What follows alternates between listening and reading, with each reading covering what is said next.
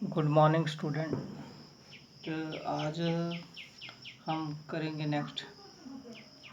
Start किया था हमने थर्ड यूनिट। लास्ट टॉपिक पढ़ा था ओरस्टेड एक्सपेरिमेंट। तो ओरस्टेड के कंक्लूजन ये निकले थे। ओरस्टेड ने बोला था कि एक स्टेट कंडक्टर जो है, जो करंट कैरी करता है, वो फील्ड प्रोड्यूस करता है, वो मैग्नेटिक की तरह काम करता है। फील्ड मैग्नेटिज्म प्रोड्यूस करता है, मैग्नेटिक फील्ड अपने चारों ओर कॉन्सेंट्रिक रिंग की फॉर्म में जो है वो पैदा करता है। अब इसके बाद और बोला उन्होंने कि moving charges are the sources of magnetic field. ये उन्होंने फर्स्ट टाइम जो है सोर्सेज मैग्नेटिज्म का क्या है वो बताया था, कॉज बताया था। ठीक है। अब उन्होंने बता दो दिया कि मैग्नेटिक फील्ड जो सर्कल की फॉर्म में, कंसेंट्रिक रिंग की फॉर्म में उसके चारों ओर पैदा होती है। ठीक है। तो इसका मैग्नीट्यूड कितना हुआ, direction right hand thumb rule से निकाल सकते हैं। और इसकी डायरेक्शन, इसका मैग्नीट्यूड कितना होगा, डायरेक्शन क्या होगी वहाँ पर, तो ये फाइंड करने के लिए नए साइंटिस्ट आए जिसका नाम था बियूट-सावर्ट्स लॉ या वाइट-सावर्ट्स लॉ क्या था। उन्होंने क्या बोला कि जैसे कूलम्स ने अगर बॉडी पे चार्ज बहुत ज़्यादा है, कंटिन्यूसली प्रेजेंट है, तो उसके फोर्स कैसे निकाले थे। उन्होंने बोला वो छोटे छोटे टुकड़ों में बॉडी को डिवाइड किया था और एक टुकड़े पर चार्ज जो है उन्होंने माना कि पॉइंट चार्ज होगा और उससे कूलम फोर्स निकाली थी, फिर इंटीग्रेशन करके तोड़ दिया था। तो सेम वहाँ पर इन्होंने कॉपी की। इन्होंने बोला कि एक स्टेट कंडक्टर के द्वारा जो नेट फील्ड बनती है, अगर हम उस कंडक्टर के छोटे छोटे टुकड़े कर दें तो छोटे टुकड़े में जो करंट जाएगी उसके छोटे टुकड़े के द्वारा जो फील्ड बनाई जाएगी, अगर सभी छोटे टुकड़ों का हम जो फील्ड बनाएंगे, थोड़ी फील्ड बनाएंगे, अगर उनका नेट कर दें तो टोटल कंडक्टर की फील्ड आ जाएगी। तो एक छोटे टुकड़े जिसको हम बोलते हैं करंट एलिमेंट, ठीक है, बड़े कंडक्टर का एक छोटा सा smallest part, that is called current element. तो एक करंट एलिमेंट के कारण कितनी होगी, एक्सपेरिमेंटली इन्होंने लैब में वो निकाला, लॉ बनाया उन्होंने। ठीक है। एक कितनी होगी वो फाइंड की थी उन्होंने, मैग्नीट्यूड, और डायरेक्शन क्या होगी वो निकालेगी। ठीक है। तो बट इज पहले पढ़ रहे हैं कि करंट एलिमेंट क्या होता है।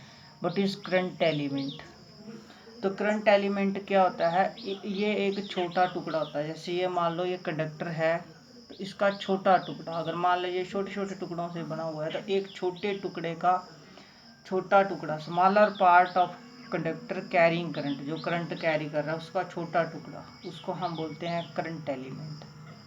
ठीक है।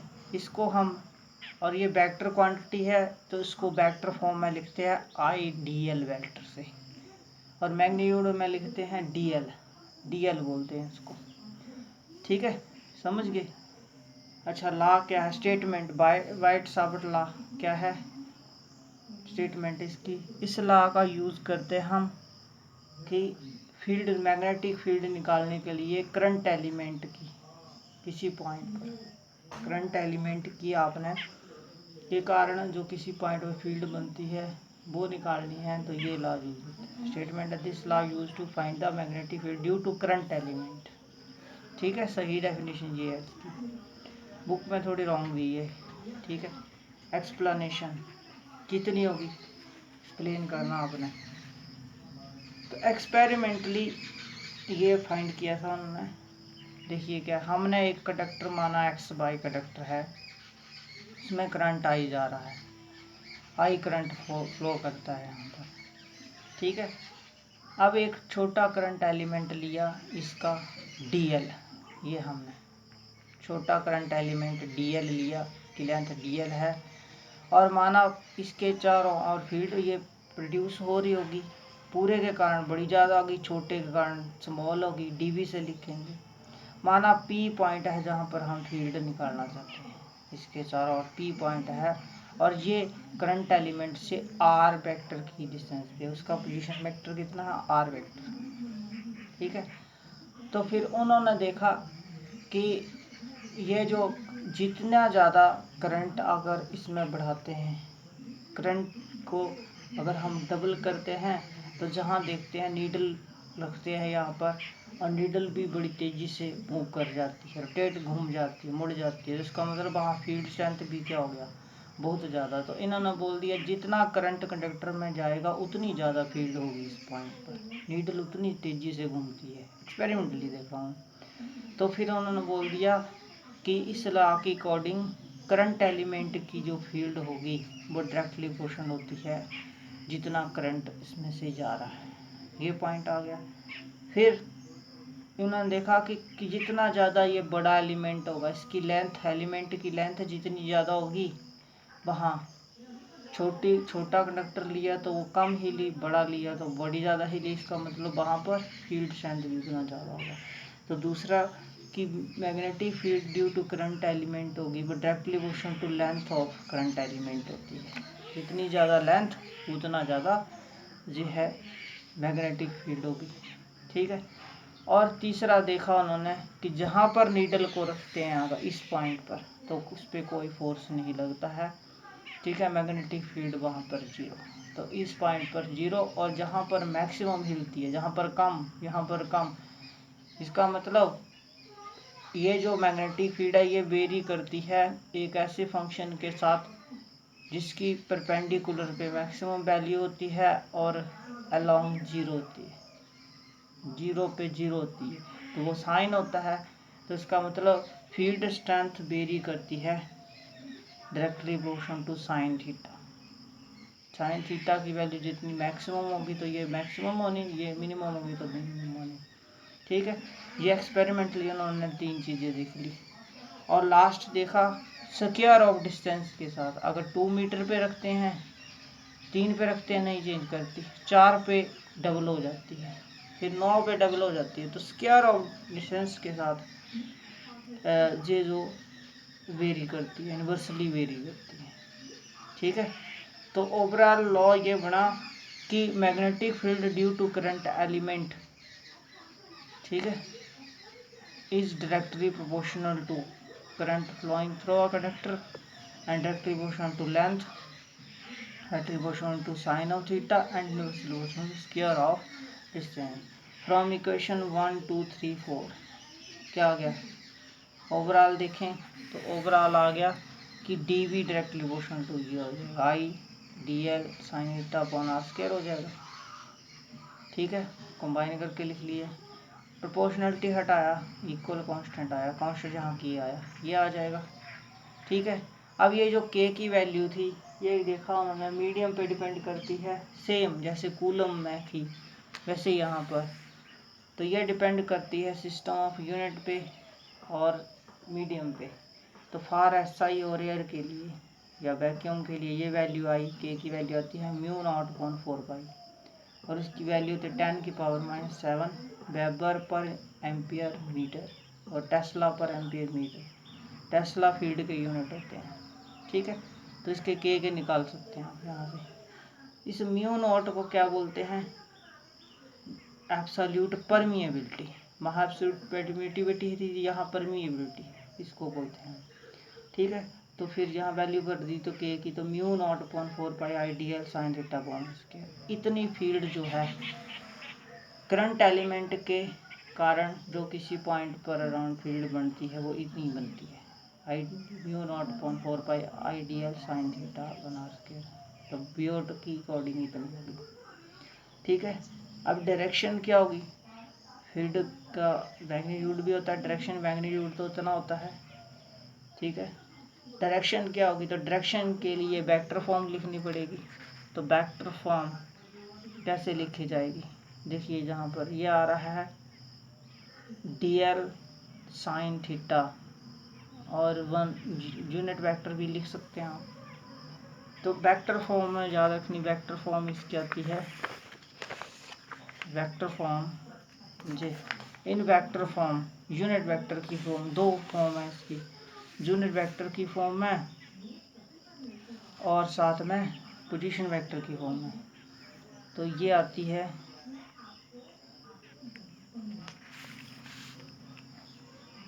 D v vector equal to mu naught I, और ये ए क्रॉस बी हो जाएगा यूनिट वेक्टर की फॉर्म में, या D L cross R cap हो जाती है अपॉन आर स्क्वायर। और पोजीशन वेक्टर अगर कर दें तो यूनिट वेक्टर होता है पोजीशन वेक्टर अपॉन आर, तो क्यूब हो जाएगा यहाँ, तो इतनी आती है वेक्टर फॉर्म में, इतनी होती है। ठीक है, मैग्नीट्यूड इतना, और डायरेक्शन कौन सी होगी इसकी, जो इसकी डायरेक्शन होगी D L cross R vector की, जो इस वेक्टर की डायरेक्शन होगी वही इसकी होती है ना, तो इसकी डायरेक्शन कहाँ है फिर, D L cross R vector की डायरेक्शन। ठीक है, तो वो पालम रूल यूज़ करते हैं हम डायरेक्शन निकालने के लिए। पालम रूल क्या है, फर्स्ट फिंगर ये जो है वो शो करती है, ये फर्स्ट फिंगर शो करती है that is the direction of position vector, और ये है करंट एलिमेंट की डायरेक्शन, करंट की डायरेक्शन। ठीक है, और जो पालम है, जिस साइड पालम है, पालम इस साइड है, तो ये फील्ड की डायरेक्शन होती है। तो जहाँ पर देखिए इस पॉइंट पर क्या होनी, यहाँ पर देखिए जे are vector, J D L vector, I vector, तो फिर इस डायरेक्शन में पेपर के कैसे लगेगी, परपेंडिकुलर लगेगी, ऐसे होनी इसकी डायरेक्शन, पेपर के परपेंडिकुलर लगेगी और इनटू द पेपर लगेगी, तो क्रॉस से शो करेंगे। ठीक है, तो फीड जहाँ लगेगी पेपर के अंदर की तरफ लगेगी और परपेंडिकुलर लग रही होगी, ये डायरेक्शन होगी। ठीक है, पालम रूल यूज किया, right hand thumb rule Maxwell rule कर सकते हैं। ठीक है, तो ये था वाइट सावर लॉ, इसकी according I mu naught upon 4 pi I D L sine theta upon are square इतनी फील्ड करंट एलिमेंट की होती है इस पॉइंट। ठीक है, अब एप्लीकेशन, इस लॉ से आपने इनफाइनाइट स्टेट कंडक्टर की, रिंग की और एक सर्कुलर वायर की फील्ड निकालनी है। पहली एप्लीकेशंस हैं यूज़ करते हैं निकालने के लिए। पहली एप्लीकेशन, मैग्नेटिक फील्ड, एक सर्कुलर वायर है उसके सेंटर में कितनी होगी। ठीक है, सर्कुलर वायर जो होती है अगर उसमें करंट जाए तो वो भी अपने चारों ओर फील्ड बनाता है रिंग की फॉर्म में, कंसेंट्रिक रिंग की फॉर्म में, और जैसे जैसे सेंटर की तरफ जाते हैं फील्ड जो है स्ट्रेट होती जाती है। ठीक है, रिंग स्ट्रेट होती जाती हैं और वीक होती जाती है। ठीक है, तो हमें बतानी है कि सेंटर पे कितनी होती है, तो बियोट सावर्ट लॉ से। ठीक है, तो हम क्या करेंगे, इंटेग्रल कैलकुलस यूज़ होगा, जहां हम मान लेंगे कि ये जो लूप है, क्लोज्ड वायर है, ये छोटे छोटे एलिमेंटों से बनी हुई है, तो एक एलिमेंट के कारण बियोट से निकाल सकते हैं, वो निकाल लेंगे, और ऐसे ही सभी की होगी तो उनका जोड़ देंगे इंटीग्रेशन से, तो नेट आ जाएगी। ठीक है, तो जहाँ पर हमने एक वायर मानी उसकी रेडियस आर है, ठीक है, और उसमें करंट जा रही है आई करंट कैरी करती है। ठीक है, ओ उसका सेंटर है जहाँ पर हमें फील्ड निकालनी है, सेंटर पर निकालनी है। O is point where the field is to be determine.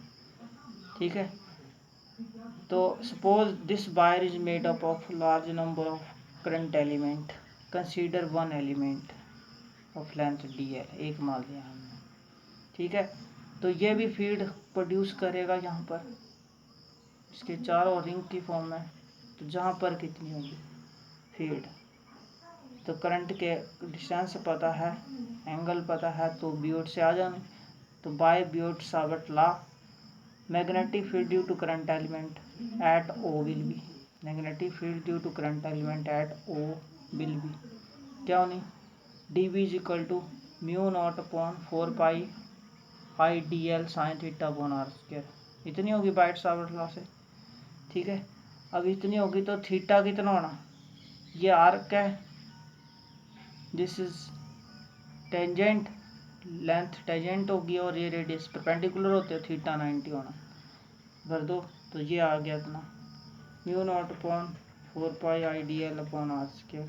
तो इतनी जो है वो एक करंट एलिमेंट के कारण इतनी होनी। नेट तो therefore net magnetic field due to all current element can be find by integration. कर दो तो ऐसे एलिमेंटों को तो नेट कितनी होनी, इंटीग्रेशन कर देंगे। जहाँ कौन सी होनी, इनडेफिनेट और जहाँ डेफिनेट, जहाँ पता नहीं है कितनी है और जहाँ पता है कहाँ से कहाँ तक जोड़ने हैं, जहाँ से लेके जहाँ तक 0 से 2πr तक। तो इंटीग्रेशन होनी 0 to 2πr। ठीक है, μ0 4π/IDL/R²। ठीक है, कांस्टेंट चीज़ें बाहर चली जाएंगी। तो μ0 बाहर, 4π बाहर, करंट भी नहीं चेंज हो रहा बाहर, आर भी नहीं, जब जहाँ से जहाँ जा रहे हैं तो आर भी नहीं बदल रहा, ये भी बाहर कांस्टेंट। ठीक है, तो dl की इंटीग्रेशन क्या होनी, 2π कितनी होनी, l होनी ना, तो l फिर अपर माइनस लोअर कर देंगे तो 2πr आ जाएगी। 2πr से ये कैंसिल, तो μ0I/2r इतनी होती है, इतनी होगी। तो अगर हमें रेडियस पता हो किसी रिंग की, करंट की वैल्यू पता हो तो हम बता सकते हैं, उसमें μ0 की वैल्यू आप निकाल सकते हो। ठीक है, μ0 को 4/10⁻⁷ μ0 तो यहाँ से हम निकाल सकते हैं कि सेंटर पे कितनी फील्ड होगी फ्लूइड से। ठीक है, कितना मैग्नीट्यूड होगा वहाँ हम ये निकाल सकते हैं। ठीक है, तो पेपर में आता है, वेरी इंपॉर्टेंट, ये हो गया।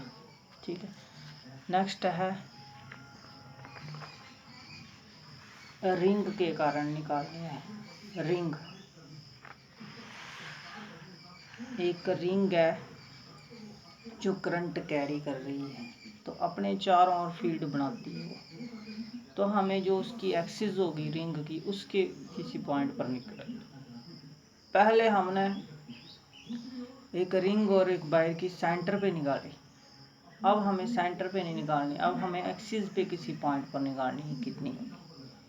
ठीक है, वो मोस्ट इम्पोर्टेंट पेपर में आता है। ठीक है, तो ध्यान दीजिए, इसका डायग्राम क्लियर नहीं होता है तो डायग्राम भी मैं साथ में बता दूंगा।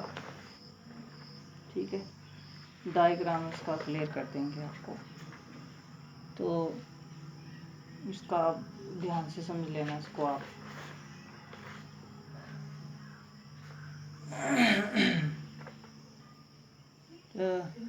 तो ये है magnetic field at A point on the axis of the ring और लूप।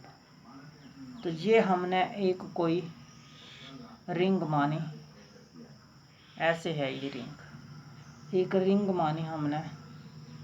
ठीक है, इसकी रेडियस है ए इज इट्स रेडियस, ए इसकी रेडियस है। माना आई करंट इसमें फ्लो करता है, जैसे फिगर में दिखाया गया है। ठीक है, आई करंट फ्लो करता है। माना ये जो रिंग है, सेम इंटीग्रल कैलकुलस लगना, ये छोटे छोटे करंट एलिमेंट से बना हो, large number of current element से बना है। ठीक है, और एक एलिमेंट मान लिया एक्स बाई, हमने ये एक्स बाई करंट मान लिया एलिमेंट, इसकी लेंथ कितनी है dl, ये है एक्स बाई और लेंथ कितनी है dl मान ली। ठीक है, अब एक्सिस के ऊपर एक पॉइंट माना P वो पॉइंट है जहाँ पर हम फील्ड निकालना चाहते हैं एक्सिस के ऊपर। ठीक है, तो इसका डायग्राम देख लीजिए, डायग्राम जहाँ पर बना लेते हैं। ये कोई रिंग है, एक एलिमेंट माना हमने dl x by current element. ठीक है, इसकी रेडियस ए है और एक्सिस के ऊपर P पॉइंट है जहाँ पर हम निकालना चाहते हैं। ठीक है, ये माना करंट कैरी करता है, दैट इज आई, इसमें आई करंट जा रहा है, तो फील्ड बनाता है ये पता है हमें कॉन्सेंट्रिक रिंग की फॉर्म में बनाता है और रिंग स्ट्रेट होती जाती है, तो जहाँ पर कितनी होगी वो निकालनी है हमें। ठीक है, तो करंट एक एलिमेंट के कारण निकाल लो कितनी फील्ड होनी। ठीक है, और फिर इंटीग्रेशन करके आप ऐसे ही सारे एलिमेंटों की फील्ड को जोड़ दो तो नेट बन जाएगी इसकी कितनी। तो इंटीग्रल कैलकुलस लगनी है यहाँ पर। तो हमने माना कि ये पॉइंट जो है सेंटर से ओ से ये है डिस्टेंस x के ऊपर, ठीक है, और dl की p से डिस्टेंस है दैट इज़ r, ये r है, ठीक है। और ये माना ये एंगल कितना है फाई, ये एंगल निकालना बड़े कठिन है, हमने सपोजिशन की है फाई, ठीक है। ये तो ये डायग्राम हो गया। अब देखिए, तो बायट सावर्ट लॉ के अकॉर्डिंग मैग्नेटिक फील्ड इसके कारण P पॉइंट पर जो होगी that will be given by according to Biot Savart law magnetic field due to current element at P will be कितनी होगी, dB is equal to mu naught 4 pi I dl sine theta upon r square. तो r की value कितनी है निकाल सकते हैं Pythagoras से, ये होगी square root a square plus x square whole square, इतनी आ जाएगी, ठीक है।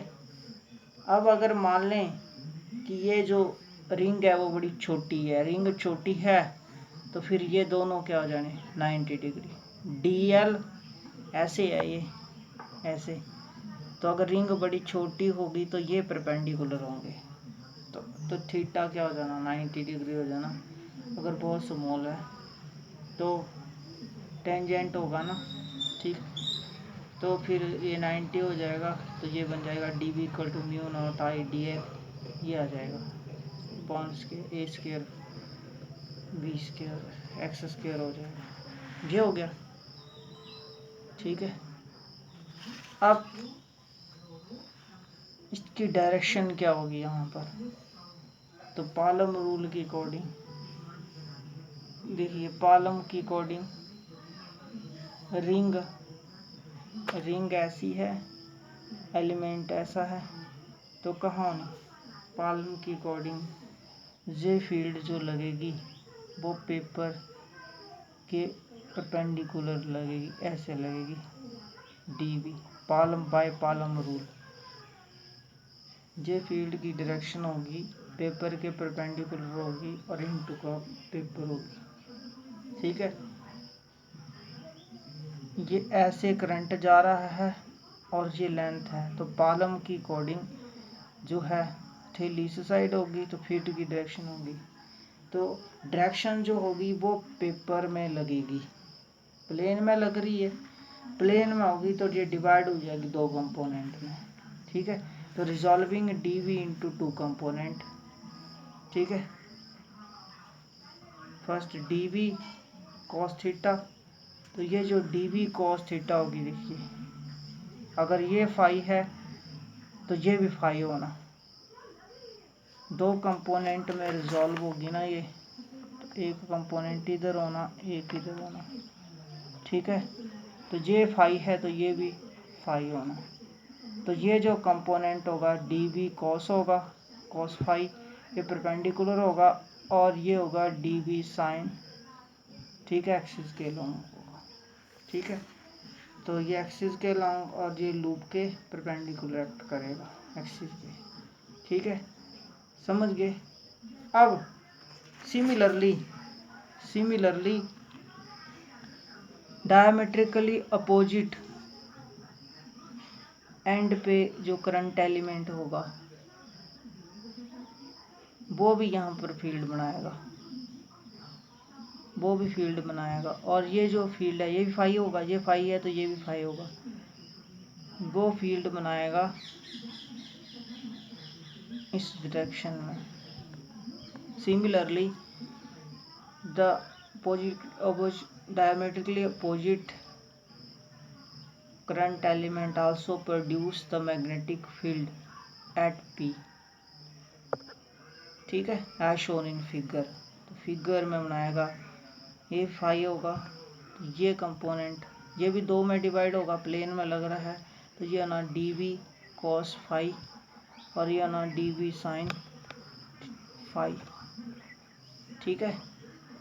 तो ये आ गया, तो since both both component of diametrically opposite current element both component dV cos phi of diametrically opposite current element act equal and opposite act करेंगे एंड कैंसिल ईच अदर। तो ये कंपोनेंट कैंसिल कर देंगे तो जो फील्ड बनेगी वो सिर्फ एक करंट एलिमेंट के कारण बनेगी, वो होगी D V sine phi, D V sine phi लगेगी। ठीक है, तो डीवी साइन फाई। ठीक है, तो therefore magnetic field due to one current element at P will be D V sine phi. ठीक है, अब ये जो फाई है ये निकालना बड़ा कठिन है, तो इसलिए हम इसको डिस्टेंस की फॉर्म में लिख देंगे। ठीक है, डीवी पता है हमें, तो that is D V equal to, थोड़ा सॉल्व कर लेते हैं, साइन फाई क्या होगा, हेयर साइन फाई, तो इस ट्राइंगल से साइन फाई निकालेंगे पी अपॉन एच, तो पी ये और एच ये, तो ए अपॉन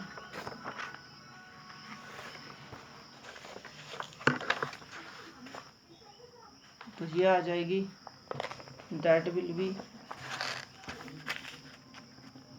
ए अपॉन एच आ जाएगी, ए ये हो गया और एच ये हो गया। ठीक है, तो साइन की वैल्यू ये आ गई, भर दी उसमें, तो जब भरेंगे तो साइन की वैल्यू तो ये आ जाएगा। ठीक है, ठीक है, ये आ गया, और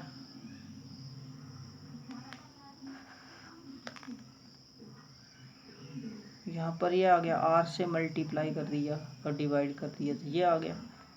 ठीक है, तो इतनी होगी, इतनी एक करंट एलिमेंट के कारण इतनी होगी, तो होल के कारण net magnetic field of whole ring can be find by integration. Integrate कर देंगे, यहाँ इनडेफिनेट होनी और जहाँ डेफिनेट होनी।